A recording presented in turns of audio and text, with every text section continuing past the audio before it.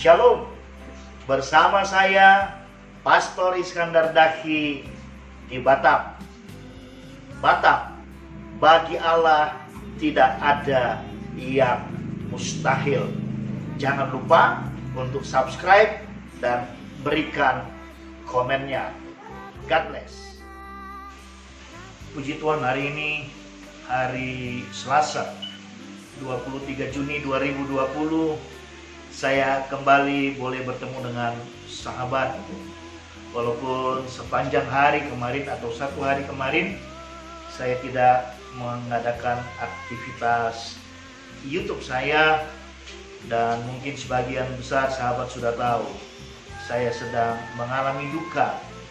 Saya sedang mengalami duka karena kemarin Senin pagi jam 6.15 WIB ibunda saya sudah Tuhan panggil pulang ke surga.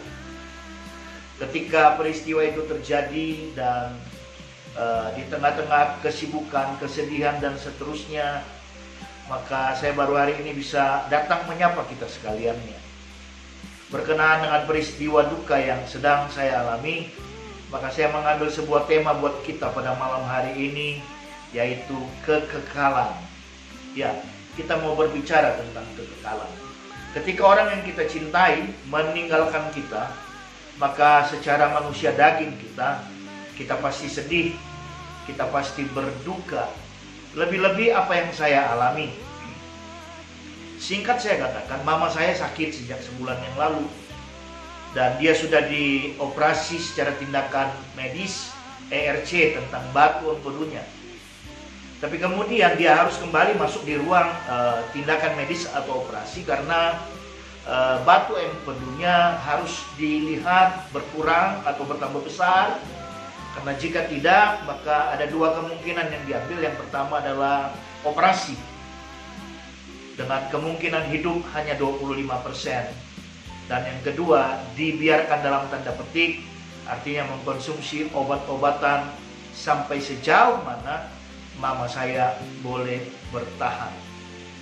Tetapi ketika kemudian hari Sabtu tengah malam yang lalu, mama saya dalam keadaan yang sangat-sangat lemah dan sangat-sangat kritis. Karena kenapa dia sudah tidak makan dari sejak Jumat siang, maka keluarga memutuskan untuk membawa dia ke rumah sakit.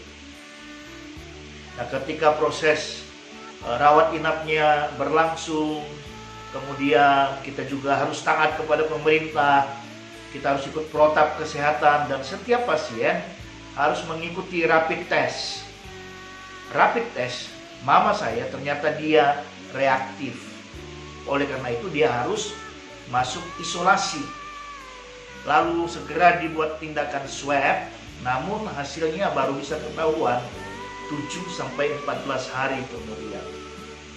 Nah, hari pertama mama saya di ruang isolasi, tentunya dia sendiri, tidak ada yang menemani.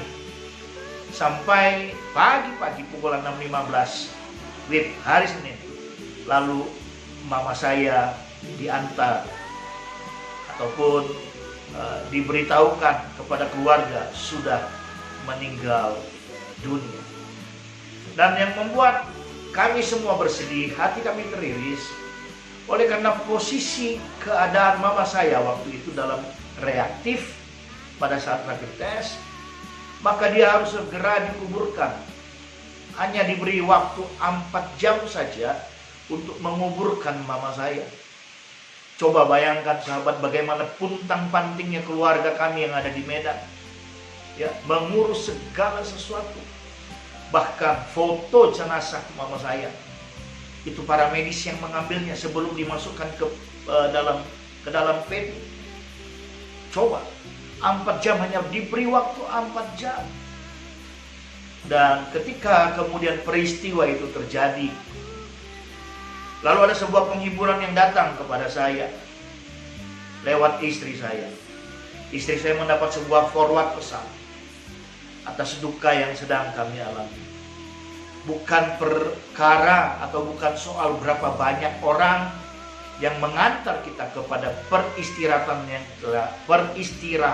terakhir, tetapi persoalan intinya adalah siapa yang menyambut kita ketika kita diantar ke peristirahatan kita yang terakhir. Mendengarkan kata nasihat dan kata bijak itu, saya menjadi lega dan saya percaya seketika jam 6.15 WIB kemarin pagi, mama saya meninggal dunia. Dia sudah bersama-sama dengan Bapa di surga. Tapi kami, keluarga dan saya pribadi, tetap punya pengharapan. Pengharapannya adalah jika nanti hasil swab daripada mama saya negatif, maka kami boleh memindahkan jenazah almarhumah dari pemakaman COVID di Kota Medan ke pemakaman keluarga yang memang sudah kami sediakan. Saya butuh topangan doa para sahabat agar hasil swab mama saya adalah negatif. Dan saya semakin berbesar hati ketika adik saya mengurus mama saya kemarin di rumah sakit. Hari ini menjalani rapid test, dia juga negatif. Dan saya katakan itu puji Tuhan. Lalu firman yang menguatkan kita semua tentang peristiwa ini saya ambil dari dari Wahyu 14 ayat 13 yang berkata demikian. Dan aku mendengar suara dari surga berkata, tuliskan, berbahagialah orang-orang mati yang mati dalam Tuhan sejak sekarang ini.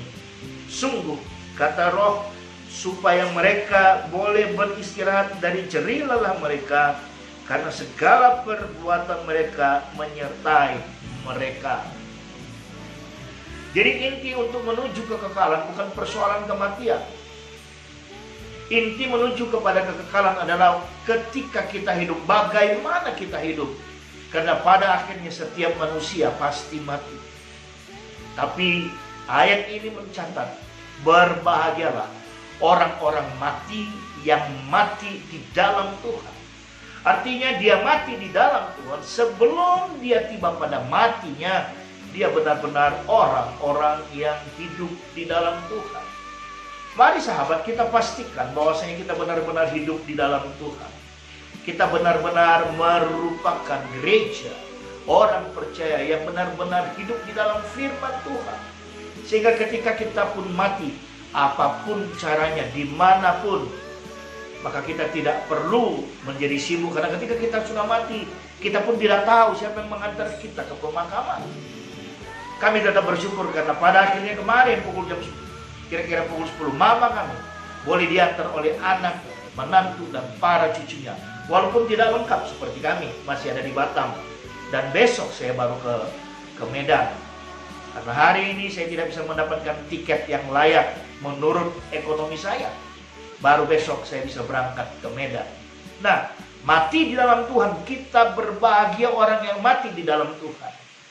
Bagaimana dengan mama saya? Saya katakan, saya percaya, yakin 100% mama saya bersama Tuhan saat ini. Kenapa? Satu kebahagiaan saya sebagai hamba Tuhan, sebagai anak, mama saya sendiri yang membaptis dia. Ini kesaksian. Tapi lebih daripada itu, kemudian dia menjadi seorang pendoa syafaat terbaik bagi saya dalam pelayanan dan keluarga saya. Nah, dikatakan berbahagialah orang yang mati dalam Tuhan. Dan dipertegas, sungguh, firman Tuhan katakan, sungguh, kata Roh, supaya mereka boleh beristirahat dari jerih lelah mereka. Ya, kita hidup dalam perjuangan. Firman Tuhan katakan, kita harus mengerjakan keselamatan kita dengan takut dan gentar. Semuanya, masa hidup kita perjuangan. Termasuk mama saya. Ketika dia mulai sakit-sakitan, saya katakan, Mazmur 90 ayat 10 berkata, umur manusia 70 tahun, jika kuat 80 tahun, itu pun sakit, penyakit, dan penderitaan yang menjadi bagian kebanggaannya. Dan dia sudah menjalani itu.